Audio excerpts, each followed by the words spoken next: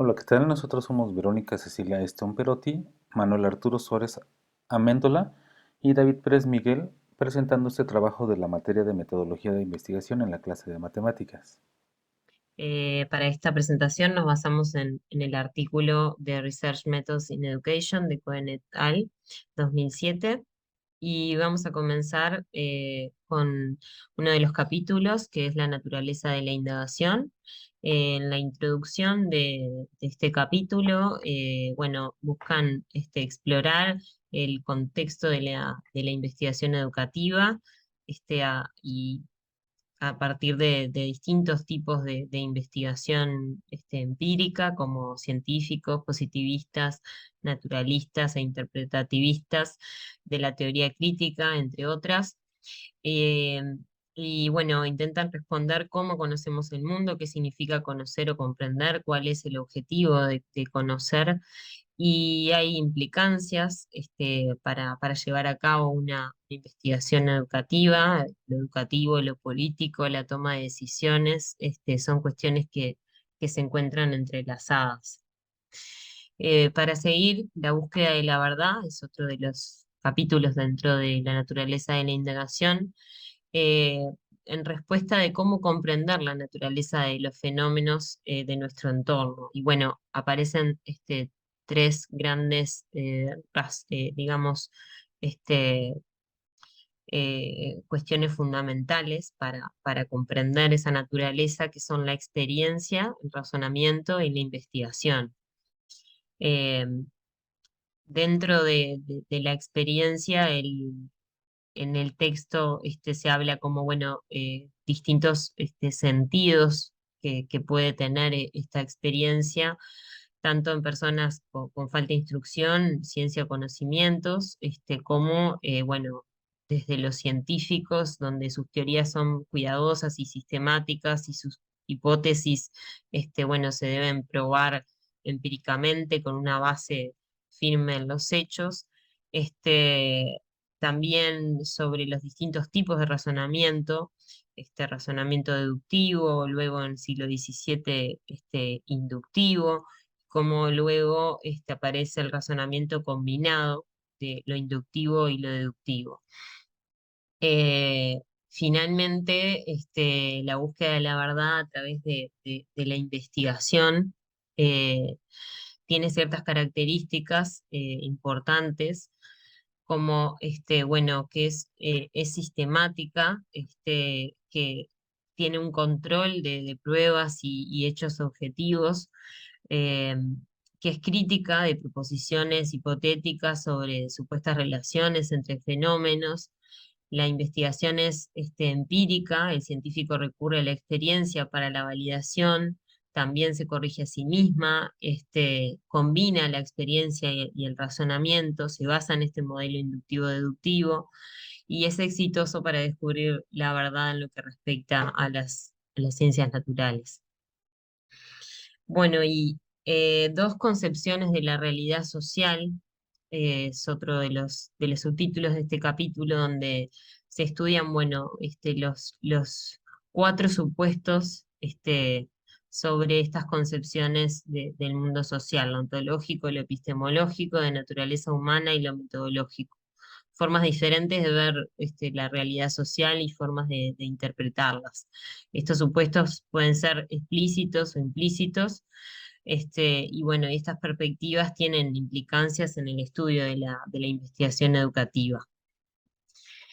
En este cuadro, este esquema, se puede ver claramente, bueno, esos supuestos sobre la naturaleza de las ciencias sociales, como tiene distintos enfoques: un enfoque subjetivo y un enfoque más objetivo, cada uno con sus respectivas características.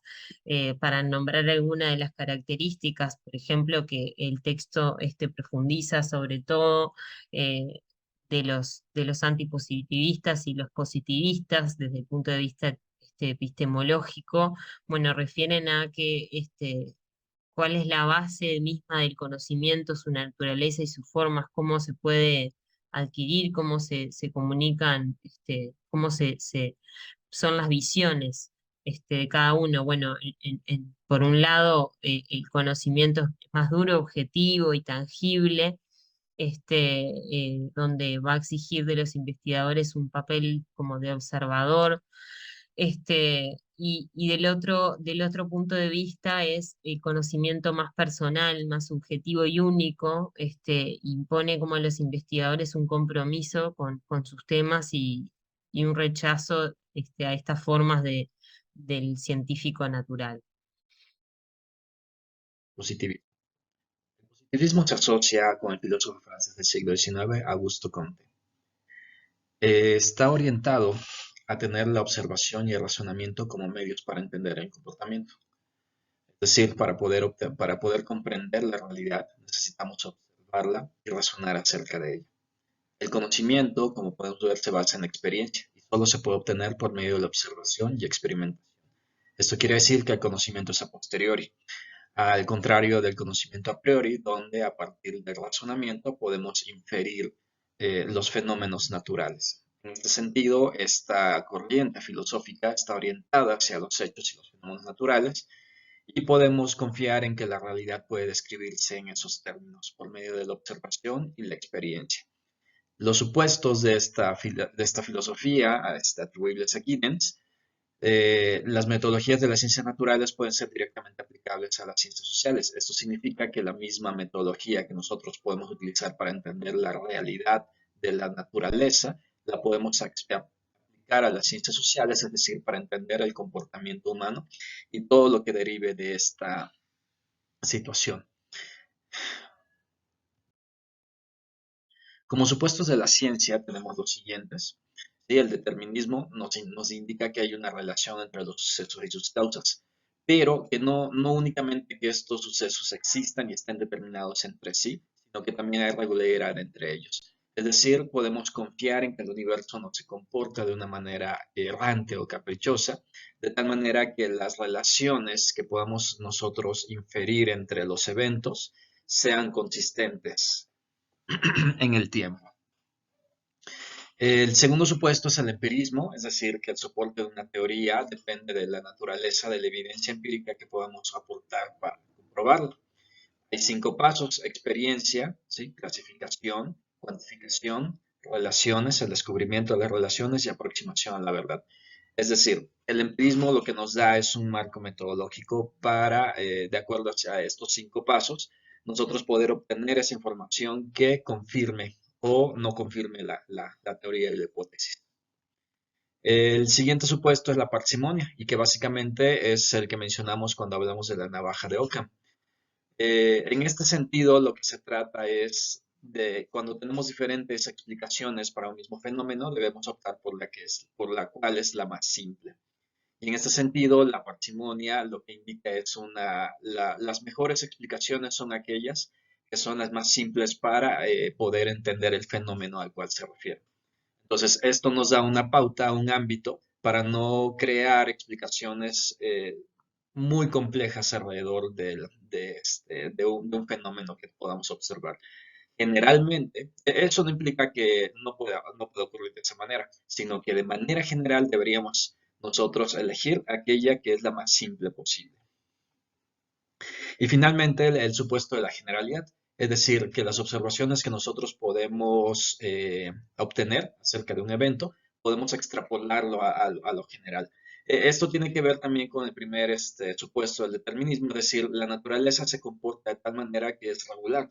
Entonces, nosotros los conocimientos que nosotros podemos obtener de lo particular bajo ciertas circunstancias podemos extrapolarlos hacia el conocimiento general. Esta parte es importante ya que si el conocimiento no fuera generalizable, es decir, que nuestra naturaleza se comportara de una forma demasiado caótica que no pudiera ser explicable, entonces no podríamos nosotros extrapolar estos resultados. Entonces ambos conceptos están muy relacionados entre sí. En cuanto a la naturaleza de la ciencia. Bien, tenemos dos perspectivas de la ciencia, es decir, la primera perspectiva es estática, que es la que generalmente las personas adoptan, es decir, la ciencia proporciona información sistematizada del mundo. ¿Qué quiere decir esto?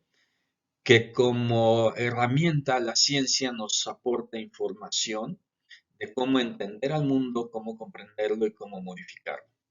En ese sentido, la ciencia es como una herramienta y en el otro sentido, el sentido dinámico, la ciencia se ve como una actividad, es decir, la ciencia no es una caja donde nosotros encontremos recetas que está fija y ahí está, sino la ciencia es algo que vamos desarrollando por medio de los científicos aplicando el método científico. En ese sentido, vamos generando nueva información, pero esta información no es estática, sino se va modificando. Incluso va mejorando las observaciones anteriores que teníamos. Entonces, en ese sentido, la otra parte de la naturaleza de la ciencia son las funciones que nos permite aplicar. Es decir, por ejemplo, lo que vemos en la tabla, ¿sí? La cuestión de la resolución, el planteamiento, resolución de problemas, la verificación de problemas, la organización, la parte tecnológica que nos permite aprovechar los recursos de la naturaleza, la parte administrativa, la parte educativa, las aplicaciones en general en el contexto humano y la parte, pues, digamos que más administrativa y relacionada con la satisfacción del ser humano. Bien, las características de una teoría empírica. La teoría empírica sí debe permitir las deducciones y leyes generales que puedan ser corroboradas. En este sentido, una teoría empírica debe proveer los medios para su confirmación o rechazo. Debe ser compatible con observaciones de teorías previas, es decir, una teoría, aunque sí se puede que una teoría mm, entre diferentes teorías puede ocurrir que son contradictorias entre sí. Sin embargo, estas deben ser compatibles con observaciones. No podemos descartar que existan diferentes teorías y que algunas nuevas puedan reemplazar a las anteriores, pero también puede ocurrir que una teoría confirma observaciones previas. El tercer punto deben ser explicadas en términos simples, es decir, otra vez la parsimonia, la teoría empírica, pues debería ser simple, lo más simple posible. Debería tener potencial explicatorio, es decir, nos debería dar un marco del trabajo para el cual nosotros podamos explicar y predecir fenómenos dependiendo, claro, de su complejidad. Debe ser capaz también de responder a las anomalías, es decir, la misma teoría debería incluir elementos que permitan describir situaciones anómalas, outliers, que puedan ocurrir en las observaciones. Y finalmente ser precisa y universal, ¿no? Es decir, una teoría debería poder aplicarse a diferentes contextos, independientemente de dónde haya surgido dicha teoría. Herramientas de la ciencia. Entonces, en ese sentido, los conceptos y las hipótesis forman las herramientas de la ciencia. Los conceptos son importantes porque es la relación con la cual nosotros entendemos la realidad. No son independientes de nosotros, sino nos permiten darle sentido y estructura a la realidad. Las hipótesis como herramienta nos permiten darle estructura, pero a la investigación. Hipótesis son importantes, ya que de acuerdo a estos cuatro pasos, estos cuatro elementos, tenemos las hipótesis nos dan organización, es decir, le damos una estructura a la investigación. Básicamente una hipótesis dirige el sentido de una investigación. Lo que queremos con una investigación normalmente es rechazar o no rechazar la hipótesis. Es un instrumento de trabajo, debe haber la posibilidad de evaluarlas y confirmarlas empíricamente, es decir, las hipótesis que no puedan ser confirmadas empíricamente, no hay manera de saber si son ciertas, son correctas o no. Y esa parte es muy importante para la ciencia. Y finalmente, imparcialidad. Las hipótesis deberían ayudarnos a confirmar o invalidar nuestros supuestos y deberían ir más allá de nuestras predisposiciones a creer algo. Entonces, como herramienta científica, la hipótesis es muy importante, ya que va más allá del ámbito de lo que nosotros podemos creer que es cierto o falso con respecto a la naturaleza. Los enfoques que estaban en ese momento, como mis compañeros ya mencionaron, se estaba hablando sobre lo que era el positivismo. Y esta corriente lo que estaba haciendo era observar fenómenos y poder describirlos de alguna manera para llegar a algunas conclusiones. Por ahí se habla de Hitchcock y Hughes, que proponen, por ejemplo, estos 8 pasos. Es el método científico descrito en 8 pasos. Y podemos observar que la importancia que tenían aquí dentro de los pasos estaba la hipótesis como tal y la experimentación. De ahí el hecho de llegar a conclusiones o no, nos iban a poder llevar hacia lo que serían unas leyes o generalizar el conocimiento que se estaba obteniendo. Como podemos observar en la educación, sí es importante esta experimentación, pero no es lo único, puesto que estamos trabajando en entornos sociales, tenemos que ver algo más allá de eso. Y de hecho esto sucedió a mediados del siglo XIX. Hubo personas que no es de que se opusieran totalmente al positivismo, diciendo que fuera erróneo, sino que lo que pensaban era de que no era suficiente. El tipo de conocimiento que se podía crear no podía ser solamente objetivizado hacia lo que era el conocimiento y la experimentación, sino que también tenía que ser tomado en cuenta la parte del ser, la parte moral, la parte subjetiva de las personas. Y entonces ocurre toda una corriente, sobre todo en Europa, de filósofos, pensadores, que de alguna manera ponían sobre la mesa la otra forma de ver las ciencias, y esta nueva forma de ver las ciencias era en la forma del naturalismo. Entonces podemos ver aquí algunos conceptos sobre lo que son estas alternativas a la ciencia social positivista. Algunas de estas frases nos dicen que las personas son deliberadas y creativas en sus acciones, actúan intencionalmente y crean significados en y a través de sus actividades. Entonces enfocan que el conocimiento que se estaba creando también tenía mucho que ver con las acciones que estaban haciendo los individuos. Nos dice por ahí también que existen múltiples interpretaciones y perspectivas sobre eventos y situaciones singulares. Entonces, sobre un mismo fenómeno, las percepciones que tenían las personas podían variar y podían ser diferentes. Nos comenta que los eventos y los individuos son únicos y en gran parte no generalizables. Volvemos a lo mismo, si bien las leyes físicas o las leyes de las matemáticas pueden ser generalizables porque estamos hablando de objetos, cuando estamos hablando ya de personas, de sociedades, va a haber temas que no puedan ser generalizables. Entonces, este tipo de investigación tiene que cambiar su forma. Y nos dice que necesitamos examinar las situaciones a través de ojos de los participantes y no solamente del investigador. Entonces, toda esta corriente surge a mediados del siglo XIX y de alguna manera pone sobre la mesa otra visión de lo que sería la ciencia. Debemos de recordar que hubo un boom sobre lo que fue la ciencia y llegó un momento en que la ciencia era el centro de todo el conocimiento, la ciencia viéndola como aquella que es producto del método científico, pero estas corrientes sociales, estas corrientes sobre moral, sobre lo que era el ser, lo que era el yo, empiezan a también tener sus efectos y pues se agregan a una forma de pensar dentro de lo que son las investigaciones. Hoy por hoy tenemos a investigadores de los fenómenos sociales y también tenemos a investigadores de la parte científica, metodológica. Algunas de las escuelas de pensamiento que, por así llamarlas, se pueden decir antipositivistas, fueron lo que es la fenomenología, el interaccionismo simbólico y la etnometodología. Todas estas, incluso, por ejemplo, la fenomenología y la etnometodología, forman parte de las llamadas metafísicas. Entonces, se creaba un ambiente holístico en el cual al ser humano no se le veía solamente, o más allá del ser humano, al conocimiento como tal, no se le veía como un ente únicamente observable, sino que se le veía como un ente en el cual estaba involucrado el ser alrededor de él como también objeto de conocimiento. Entonces, esa interacción de lo que era el ser, la moralidad, con lo que era la observación, es algo que se estaba buscando. Entonces, en los siguientes capítulos, bueno, en los subtemas, mis compañeros nos van a hablar un poco más sobre lo que eran estas corrientes, la de la fenomenología, interaccionismo simbólico y la etnometodología.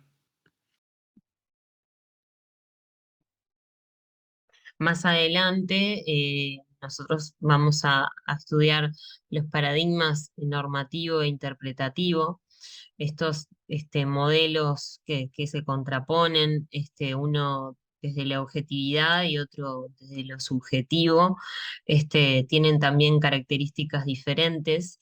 La perspectiva de normativa, bueno, el comportamiento humano es gobernado por reglas, digamos, se refiere a respuestas de estímulos ambientales externos, demandas de la sociedad, eh, y sin embargo en lo subjetivo es más bien una preocupación por el individuo, es un comportamiento intencional, orientado como hacia el futuro.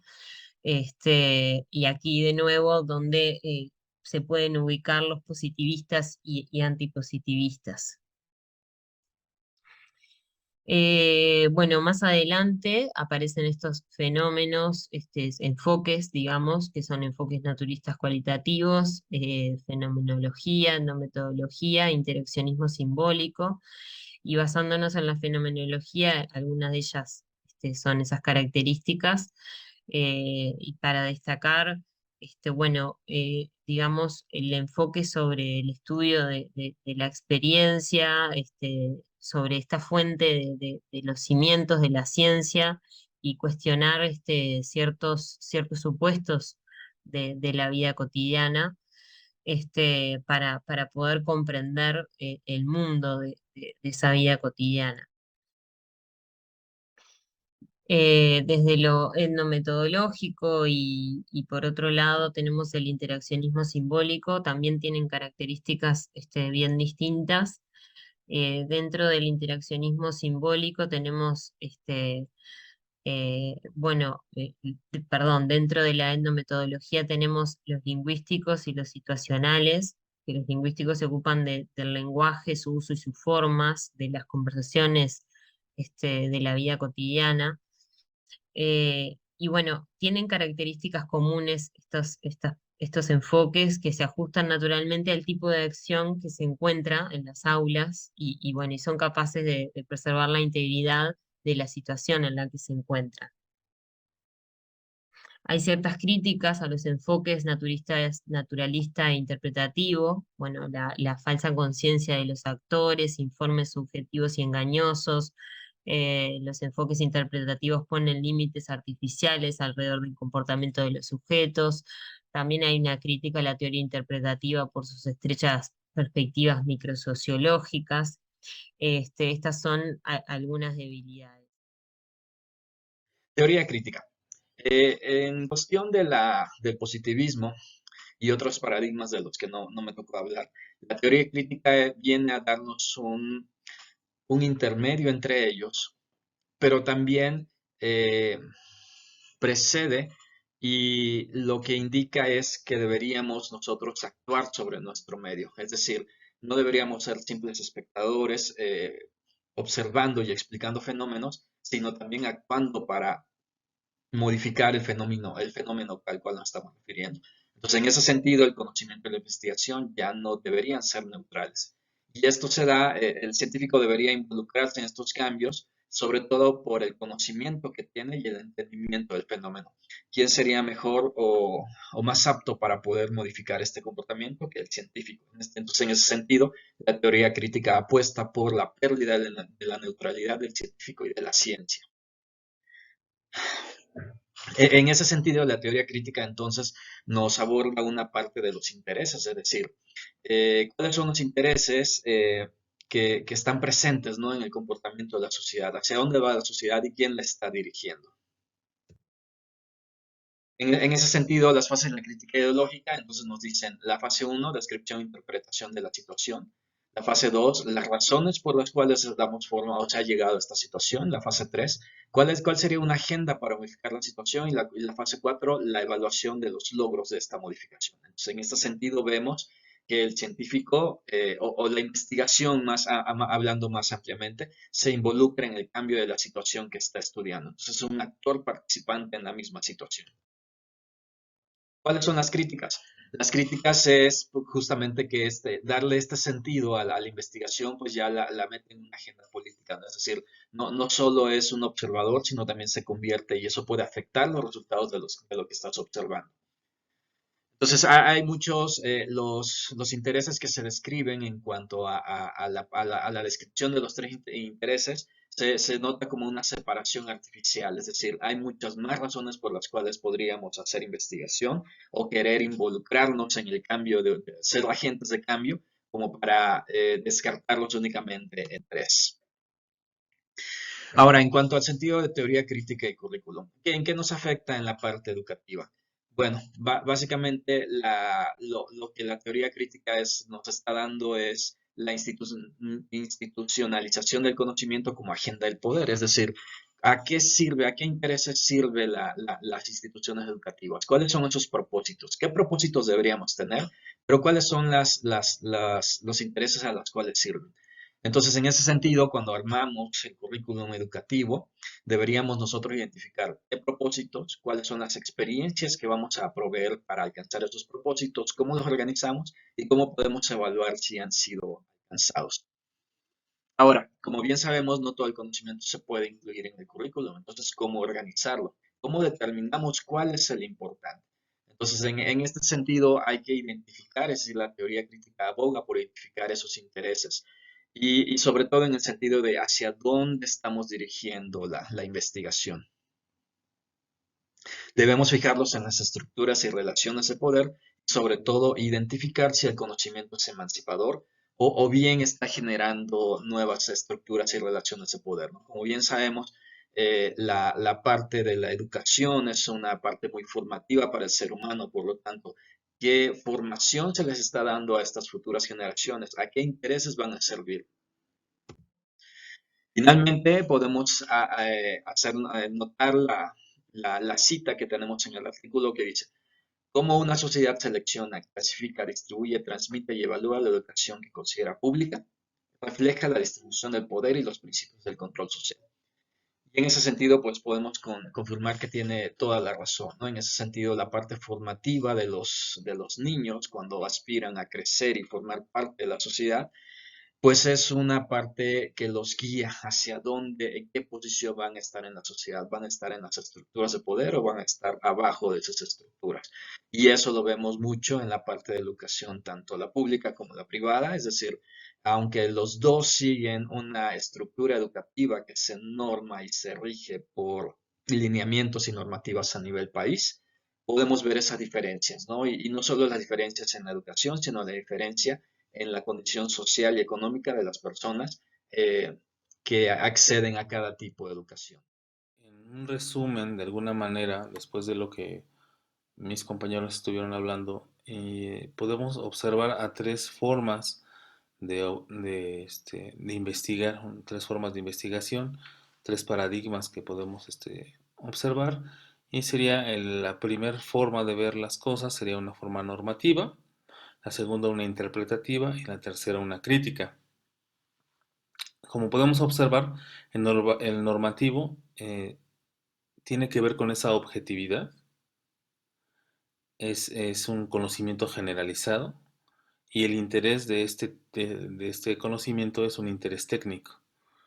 ¿Qué quiere decir con esto? Entonces, es algo objetivo, es algo que lo que es para ti es para mí, entonces es un conocimiento que se intenta hacer universal, se generaliza, intentando hacer que estas leyes sean lo más general, llegar a conocimientos profundos y de esta manera poder hacer esta generalización.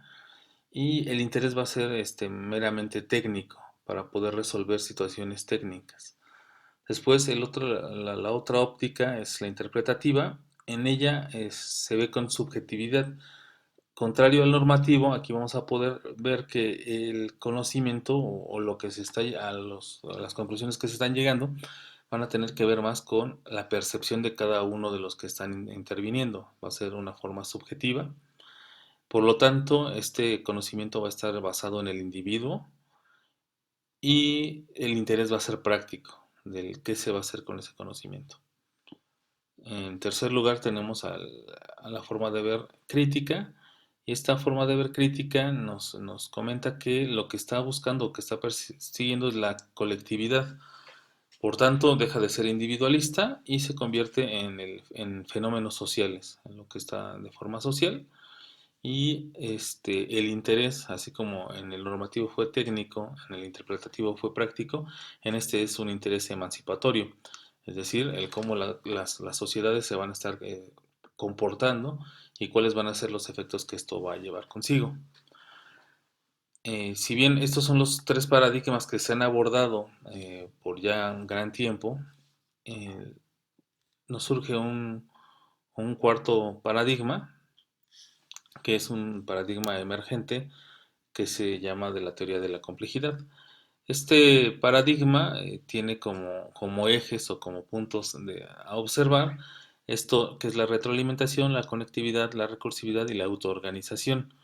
Si nosotros podemos ver entonces, esta teoría de la complejidad nos habla de que las sociedades están haciendo tejidos más profundos, en donde ya también podemos ver esos conocimientos y esa retroalimentación es importante porque ya no solamente los investigadores son los que están generando conocimiento, sino que a partir de conocimientos base, los seres que están dentro de esa sociedad, dentro de ese tejido, empiezan a compartir y a retroalimentar los conocimientos que se tienen, los resultados, y de esta manera empezamos a tener un conocimiento más global, sin embargo, no por ello generalizado.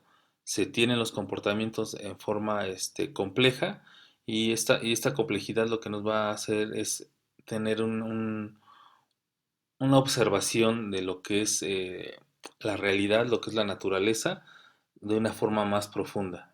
Entonces, eh, bueno, aquí en cuanto a las conclusiones, puedo observar que la investigación como tal, hoy por hoy, no es solamente el método científico, como quizá alguno de nosotros lo hayamos llevado, tampoco es totalmente pragmático, no es solamente teórico, sino que hoy por hoy la investigación, y sobre todo en educación, debe de envolver todos los rubros que tanto la educación per se lleva, así como el objetivo de la educación.